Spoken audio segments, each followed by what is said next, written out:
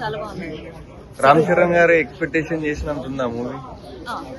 Expectations అయితే reach అయ్యారు. కొన్ని లాగ్ సీన్స్ ఉన్నాయి కానీ బట్ యాక్టింగ్ పర్ఫార్మెన్స్ కానీ జగపతి బాబు గారు కానీ రామ్ చరణ్ గారు కానీ ఆయన బాడీ పోస్టర్స్ కానీ బాడీ మెయింటెనెన్స్ కానీ చాలా బాగా అనిపించింది. రామ్ చరణ్ హార్డ్ వర్కర్ అని తెలుస్తుంది మనకు. మూవీ చూస్తే ఎంత హార్డ్ వర్క్ చేసినట్టు అనిపించింది. అఫ్కోర్స్ ఆయన చెప్పారు కదా one of the best performance అవుతుందని. అలానే పక్క వన్ ఆఫ్ ద బెస్ట్. ఒక రంగస్థలం RRR లాంటి మూవీ అని చెప్పాడు కదా. అంతే చాలా బాగా. జాన్వీ కపూర్ రోల్ ఎలా ఉంది? జాన్వీ గారి స్క్రీన్ స్పేస్ చాలా తక్కువ అనిపించింది బట్ ఉన్నంత వరకు మాత్రం చాలా బాగుంది.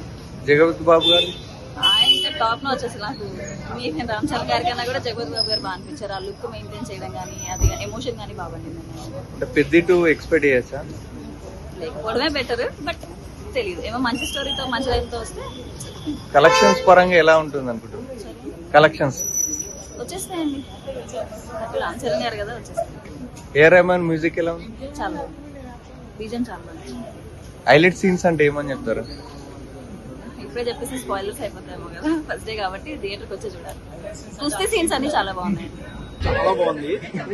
జస్ట్ జాన్వీ కపూర్ వచ్చినప్పుడు అలా ఒక 10 minutes కురికేసి మళ్ళీ లేచిపోవచ్చు. Highlight of the movie Ram Charan. Cinematography super.